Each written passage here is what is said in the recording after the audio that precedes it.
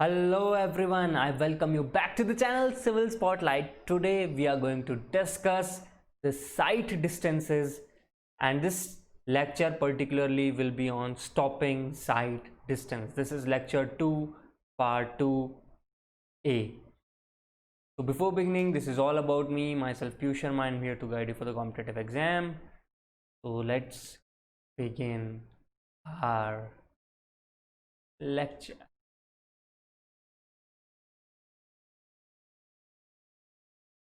तो सबसे पहले हमने प्रीवियस लेक्चर्स के अंदर ये देखा है कि ओरिजिन डेस्टिनेशन निकाला जाता है थ्रू ट्रांसपोर्टेशन प्लानिंग। फिर हमने हाईवे ज्योमेट्रिक डिज़ाइन की बात करना स्टार्ट किया, तो हमने उसमें बात की क्रॉस सेक्शनल एलिमेंट्स की, जो लास्ट लेक्चर में हो चुके हैं। अब हम इस वाले पर्टिकुलर लेक्चर और इसके बाद जो एक दो आएंगे उनमें साइट डिस्टेंसेस की बात करेंगे, फिर horizontal vertical alignment and intersection elements की।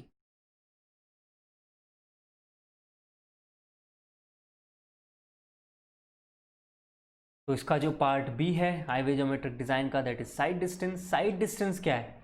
जो विजिबल डिस्टेंस है ड्राइवर को, चाहे वो मूविंग ऑब्जेक्ट हो या स्टेशनरी ऑब्जेक्ट हो, उसे हम कह रहे हैं साइट डिस्टेंस। डेफिनेशन ये है, फॉर किसके लिए है? ऑब्जेक्ट के लिए है, जो ड्राइवर को दिखे वो है साइट डिस्टेंस। अब इसको कई पार्ट्स में आप कह सकते हो, क्लासीफाई कर सकते हो डिफरेंट डिफरेंट सेक्शन में, लाइक स्टॉपिंग साइट डिस्टेंस, फिर ओवरटेकिंग साइट डिस्टेंस, फिर intermediate sight distance, headlight site distance, intersectional site distance. तो इस पर्टिकुलर लेक्चर में हम बात करने वाले हैं स्टॉपिंग साइट डिस्टेंस की। जाते जाते ये देख लेते हैं इन सब में सबसे ज़्यादा न्यूमेरिकली बड़ा कौन सा मिलेगा, वो है ओवरटेकिंग साइड डिस्टेंस। इसका रीज़न भी हम देखेंगे जब ओवरटेकिंग साइड डिस्टेंस को इन डेप्थ हम पढ़ेंगे नेक्स्ट लेक्चर में। तो फिलहाल हम स्टार्ट करते हैं ओवरटेकिंग साइड डिस्टेंस से, स्टॉपिंग साइड डिस्टेंस से। This is part 1, stopping sight distance. Stopping sight distance क्या है? By definition it is safe distance required to stop the vehicle safely after the object has been sighted. एक बार object दिख गया है तो गाड़ी जो है वो रुकनी चाहिए इस ऑब्जेक्ट को हिट करने से पहले। तो इस पर्टिकुलर डिस्टेंस को हम कहेंगे स्टॉपिंग साइट डिस्टेंस। ये आपको दिख भी रहा है। इस डिस्टेंस को हम और दो पार्ट्स में ब्रेक कर सकते हैं। एक को कहते हैं लैग डिस्टेंस या reaction time, reaction time distance, ये और दूसरे पोर्शन को कहते हैं ब्रेकिंग डिस्टेंस। मतलब जैसे यहाँ ड्राइवर ने इस पर्सन को साइड किया, अब इसका ब्रेन परसीव करेगा, प्रोसेस करेगा और मसल को बोलेगा कि ब्रेक पे अप्लाई करो। इतनी देर में थोड़ा सा टाइम जो है चला जाएगा। तो वो टाइम जो चला जाएगा उसके अंदर व्हीकल जो है स्पीड से एक पर्टिकुलर डिस्टेंस कवर कर लेगा। उस डिस्टेंस को हम कह रहे हैं यहाँ पे लैग डिस्टेंस। और बाद में जब ब्रेक अप्लाई होगा तो ब्रेक भी धीरे धीरे धीरे धीरे होते होते स्लोली उसको स्टॉप करेगा, तो उसे हम कह रहे हैं ब्रेकिंग डिस्टेंस। सिंपल सी बात है। तो lag distance, distance travelled during thinking and analysis about the object. Braking मतलब ब्रेक लगा दिया, अब गाड़ी रुकते रुकते ही तो रुकेगी। तो हमारा जो IRC कोड है उसमें आई लेवल की जो बात की गई है फॉर ड्राइवर की आई लेवल जो है वो है यहाँ पे 1.2 मीटर फ्रॉम ग्राउंड। और जो ऑब्जेक्ट है, यानी कि अगर यहाँ पे छोटा सा कोई पत्थर भी होता था उसकी हाइट, उसे ऑब्स्ट्रक्शन कब मानेंगे? जब उसकी हाइट 0.15 मीटर से बड़ी होगी। अगर 0.15 मीटर से छोटी है तो उसे हम नहीं मानते हैं। हाई लेवल 1.2 मीटर पे होती है, याद रखना है। अब बात करते हैं लैग डिस्टेंस किन किन चीज़ों पे डिपेंड करेगी। लैग डिस्टेंस डिपेंड करती है PIEV थ्योरी पे, perception, intellection, emotion and volition. तो परसेप्शन क्या है? Perception is the time required to perceive the object, यानी कि जो ड्राइवर है उसकी आइज़ के थ्रू उसने देखा एक ऑब्जेक्ट है और उसका सिग्नल निकला है आइज़ के बाद से ब्रेन तक, तो वो किस में चला गया? उसे हम कहेंगे परसेप्शन टाइम। परसीव कर रहा है कि ऑब्जेक्ट क्या है, कैसा है। फिर आता है इंटेलेक्शन टाइम। तो time required for understanding the situation bye brain. अब ब्रेन में सिग्नल पहुंच चुका है, अब ब्रेन उसे अंडरस्टैंड कर रहा है कि क्या किया जाए या क्या हो। उसके बाद इन दो चीज़ों में साथ साथ एक इम्पॉर्टेंट चीज़ है जिसकी वजह से ये जो इंटेलेक्शन टाइम है इसको, इसके बीच में और जो वोल्यूशन टाइम है इसके बीच में एक गैप फिल करता है, वो है इमोशनल टाइम। मतलब एक ड्राइवर जो है उसके अंदर कई तरह के इमोशंस हो सकते हैं, जैसे कि फियर का, एंगर का। तो ये क्या करता है, जो ब्रेन का डिसीजन है वो मसल तक पहुँचे उसमें थोड़ा सा डिले कर देता है। तो उस पीरियड को भी यहाँ जोड़ के क्या कहा गया है, इमोशनल टाइम। तो टाइम इलेप्स हो गया किसमें, फियर में, एंगर में। और वोल्यूशन टाइम जो है, time required for final action after decision has been made in mind. तो टाइम जो है सीधे, ये टाइम कितना है, volition time, time signal from brain back to muscle to apply brakes. Simple है, सिंपल लॉजिक से बात किया जाए, ऑब्जेक्ट दिखा, आईज से गई ब्रेन में सिग्नल, तो परसेप्शन। अब ब्रेन थिंक कर रहा है क्या करना चाहिए क्या नहीं करना चाहिए, ब्रेन ने डिसीजन ले लिया। इसको इफेक्ट कौन सा टाइम करेगा, तुम्हारा ब्रेन जो जो डिसीजन लेगा इसको इफेक्ट करेगा इमोशनल टाइम, यानी कि फियर, एंगर वगैरह एक्सेट्रा। और फिर हम लगाएंगे मतलब ब्रेक। तो ब्रेक के लिए क्या है, ब्रेन सिग्नल भेजेगा बैक टू मसल्स कि उसको रोका जा सके। तो इस पूरी को हम कहते हैं PIEV theory, that is perception, intellection, emotional and volition. तो यहाँ पे स्टिमुलस आ गया और यहाँ तक आ गया एंड में रेस्पॉन्स। IRC कोड ने स्टॉपिंग साइड डिस्टेंस के लिए रिएक्शन टाइम सजेस्ट किया है 2.5 सेकेंड्स।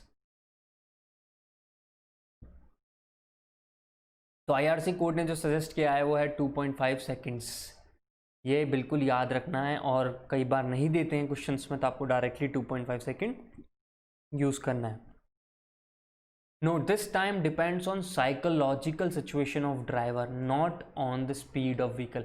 एक बार ये क्वेश्चन आ चुका है ऑब्जेक्टिव में, एक बार SSC JEE और ESE दोनों में क्या पूछा था कि यार टाइम किस चीज़ पे डिपेंड कर रहा है, ये PIEV, speed of vehicle, psychological behaviour of person, उसकी थिंकिंग या जो भी। देखो सब किसी भी चीज़ पे डिपेंड कर सकता है जो साइकोलॉजी से रिलेटेड है, यानी कि फियर हो गया, गुस्सा हो गया, सोचना हो गया, परसीव करना हो गया, देखना हो गया, सब कुछ आ गया यहाँ पे। बट स्पीड पे नहीं करता है, स्पीड ऑफ व्हीकल से कोई लेना देना नहीं है। आप कहेंगे अच्छा सर एक बात बताओ, स्पीड ऑफ व्हीकल अगर हम बहुत ज़्यादा बढ़ा दें, से 120 140 किलोमीटर पर आवर की स्पीड से कोई पर्सन चला रहा है, तो वो ज़्यादा अटेंटिव होगा, उसको ब्रेक लगाने में मतलब थोड़ा उसमें फियर आ जाएगा कि अगर मेरा एक्सीडेंट हो गया तो दिक्कत हो सकती है। यार देखो वो जो हाई स्पीड का जो इफ़ेक्ट है ना, वो इमोशन की फॉर्म में पहले ही हमने ये साइकोलॉजिकल एनालिसिस में डाल लिया है। तो अब आप अलग से स्पीड को ऐड मत करो, इन दो पार्ट्स को अलग करना सीखो। वो स्पीड है, सिंपल व्हीकल की स्पीड है, और उससे रिलेटेड इमोशन को इमोशनल टाइम में डाला जा चुका है। बात करते हैं ब्रेकिंग डिस्टेंस की। तो ब्रेकिंग डिस्टेंस क्या है, जहाँ से ब्रेक लगाया धीरे धीरे धीरे धीरे करके गाड़ी रुक गई। तो इसको निकालने के लिए क्या कंसेप्ट यूज़ किया गया, कंजर्वेशन ऑफ एनर्जी अप्लाई की गई है। मतलब काइनेटिक एनर्जी को कन्वर्ट हो जाएगी वो धीरे धीरे, अगर ब्रेक लगाएंगे तो फ्रिक्शनल वर्क डन के अंदर, सिंपल। और ये वाला जो फॉर्मूला है याद कर लो, ज़रूरी नहीं है कि मतलब I mean to say that conservation of energy formula तो क्या याद करना है, कंसेप्ट याद कर सकते हो, याद तो सबको होगा ही, वैसे भी 11th 12th तो पढ़ी है हम सब ने। तो ये बड़ा काम आएगा एक डिफरेंट काइंड ऑफ क्वेश्चन में जो मैं आपको नीचे दिखाऊंगा। अच्छा सपोज करो a vehicle is moving with speed of v kilometre per hour and then brake is applied. तो kinetic energy is converted into frictional work done, that is half mv² is Fn × L। L क्या है, length, जहाँ तक vehicle जो है break लगाने के बाद रुकता है। तो n क्या है, नॉर्मल रिएक्शन है, ये किसके बराबर होगा सर, mg के बराबर होगा। Friction factor mgl half mv², मिल गया। देखो लेंथ, किस लेंथ में जाके ये रुकता है। तो stopping sight distance is lag distance and braking distance. तो this is v × TR + v²/2gf। कैसे, यहाँ पे कंजर्वेशन ऑफ एनर्जी से आ गया। तो ये है हमारा फॉर्मूला जो हमें याद करना है। तो सर ये बात जो हुई ये तो मतलब सिंपल एक आपने लेवल टरेन की बात कर दी, यहाँ पे वही कल था, यहाँ हो गया हाइट वगैरह गेन या स्लोप्स के ऊपर कैसा होगा। देखो स्लोप के ऊपर भी सेम कंसेप्ट अपनाएंगे।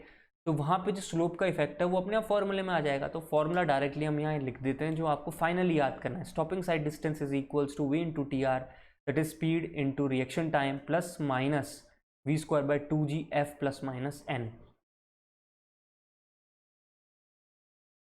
So this is it. TR is reaction time. This is 2.5 second. V is the speed of vehicle. F is the friction factor. अगर फ्रिक्शन फैक्टर नहीं गिवन है तो हम 0.35 यूज़ करेंगे, एज जो क्वेश्चन में गिवन है वो यूज़ करेंगे।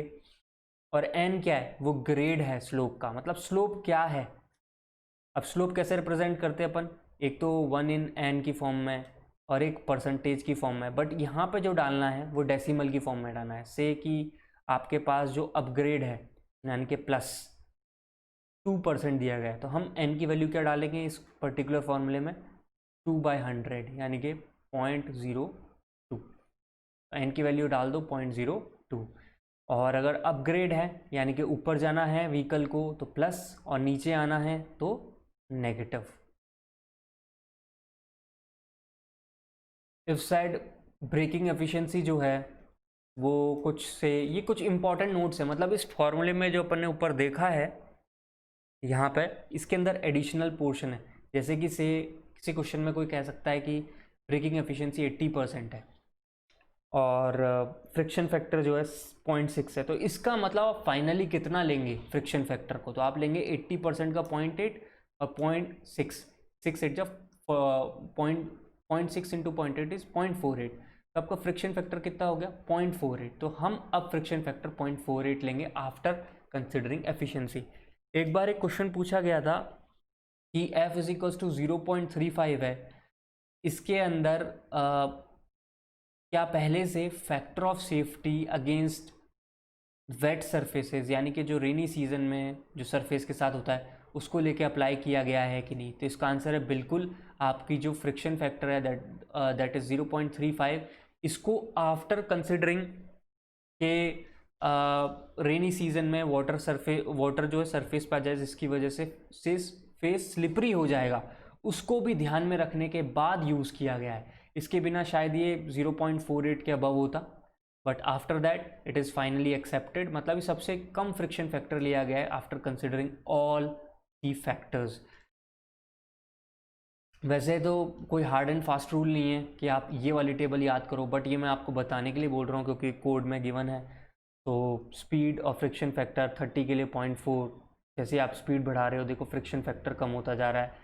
तो अपन लोगों ने ये माना है कि हाँ भाई स्पीड बढ़ाओगे तो फ्रिक्शन फैक्टर कम होगा, इसकी वजह से लेंथ बढ़ जाएगी। तो आप इस बात को ध्यान रखना कि कोड ने जो कंसिडरेशन ली है वो हायर स्पीड पर लो फ्रिक्शन फैक्टर लिया हुआ है और हम यहाँ पे 0.35 बोल के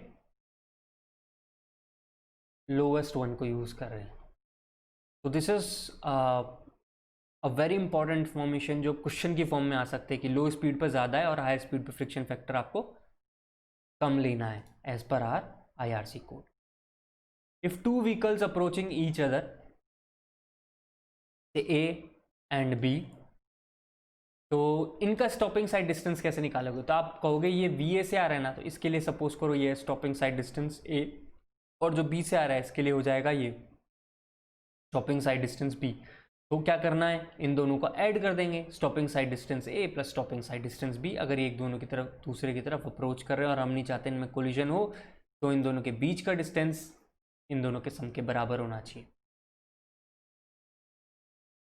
road with restricted width with two way traffic. Restricted width मतलब से 1 लेन रोड है और इस पर 2 वे ट्रैफिक है, तो यहाँ पे क्या करोगे, A और B व्हीकल है तो इन दोनों को ऑब्वियसली अलग अलग निकाल के ऐड ही करना पड़ेगा, stopping sight distance A plus stopping sight distance B।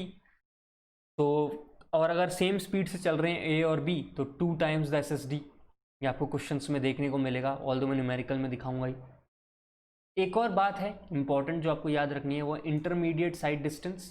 तो intermediate side distance is 2 times the stopping sight distance. Headlight side distance is stopping sight distance. Headlight side distance क्या है, रात को जब अपन व्हीकल चलाते हैं तो लाइट जलाते हैं, तो लाइट जहाँ तक दिखती है ना रोड सरफेस के ऊपर, उसी को अपन लोग कहते हैं स्टॉपिंग साइड डिस्टेंस। मतलब उसको इस तरीके से बनाया गया कि जो स्टॉपिंग साइड डिस्टेंस है ना उसको कवर कर ले। हेडलाइट साइड डिस्टेंस क्या है, स्टॉपिंग साइड डिस्टेंस, और इंटरमीडिएट साइड डिस्टेंस क्या है, वो 2 times the stopping sight distance है न्यूमेरिकली। अब अपन क्वेश्चन देखते हैं कि calculate the safe stopping side distance for design speed of 50 km/h for a 2-lane road 2-way traffic। देखो 2-lane रोड है और 2-way ट्रैफिक है, तो ऑब्वियस है इन ये दोनों आपस में जाके नहीं टकराने वाले हैं, तो वो हो जाएगा सिंपल। एक का जो स्टॉपिंग साइड डिस्टेंस है अपनी लेन में वो बना रहेगा, हमें उसी से मतलब है। दूसरा पूछा है 1 लेन रोड 2-वे ट्रैफिक, तो 1 लेन रोड है और अगर 2-वे ट्रैफिक है तो stopping sight distance a plus b ये करना ही पड़ेगा यार। तो v into T R plus V square by 2gf plus minus n कर देंगे, क्योंकि 50 km/h है उसको मैं मीटर पर सेकंड में कन्वर्ट कर लूँगा एंड इस फॉर्मूले को अप्लाई कर देंगे, विल गेट दैट 62.56। और क्योंकि जो आमने सामने आ रही है 1 लेन पे 2-वे ट्रैफिक है, सो इट इज़ 125.12।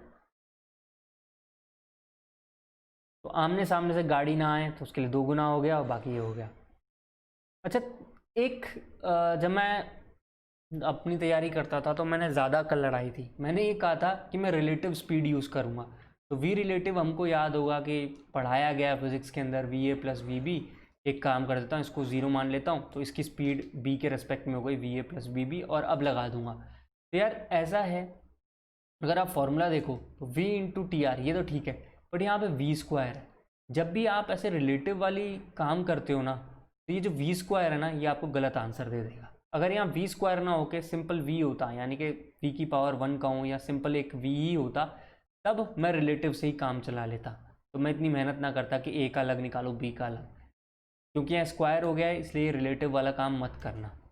जो स्टूडेंट गलती करते हैं तो मैंने सोचा एक बार बता देता हूँ। क्वेश्चन है, एक और क्वेश्चन देखते हैं, अलग type of question. Calculate the minimum sight distance to avoid head on collision to avoid 2 approaching cars in opposite direction at speed of 90 km/h and 60 km/h। F की वैल्यू 0.7 है और ब्रेकिंग एफिशिएंसी 50% है। अभी अभी देखा फ्रिक्शन फैक्टर जो given है उसके साथ ब्रेकिंग एफिशिएंसी को मल्टीप्लाई करना है हमको, तो वो हो गया 0.35। जो 90 km/h था उसको मीटर पर सेकंड में कन्वर्ट कर लिया, 60 वाले को भी कर लिया।